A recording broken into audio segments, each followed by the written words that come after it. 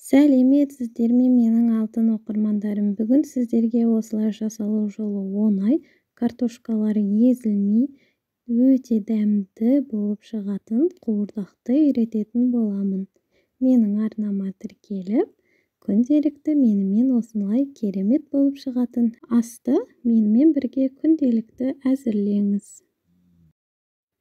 Ең алдымен осылай сәбізімізді домалақ етіп турап аламыз.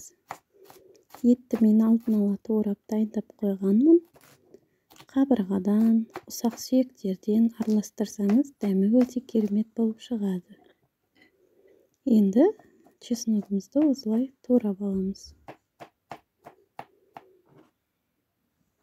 Содан соң сарымсағымызды осылай ұзын-ұзын, ірі-ірі етіп турап аламыз.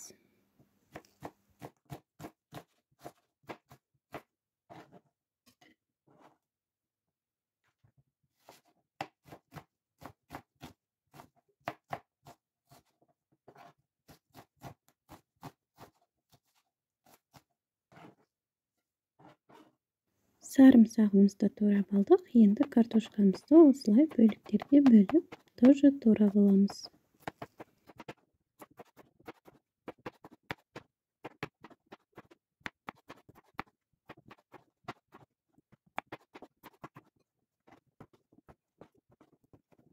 Картошкамызды турап алдық. Енді укробымызды турап аламыз. Петрушка тоже қоссаңыздар болады.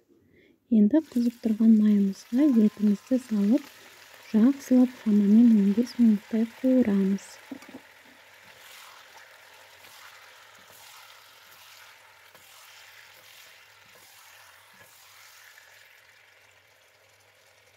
Қазанның қақпағын жауып қуырсаңыздар, еттің сөлі өте керемет болып шығады. Мінекей жақсылап араластырдық. Енді қазанның қақпағын жауып 10 минуттай тағы қуырамыз. Осылай еттің сөлі әдемі болып шықты. Етті осылай жақсылап араластырдық. Енді пиязымызды саламыз осылай бетіне.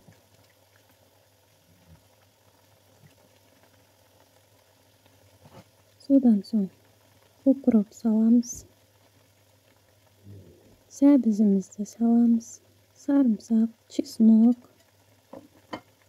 бәрін салып, зіремізді азырақ сеуіп, картошкаларымызды бетіне қойып шығамыз.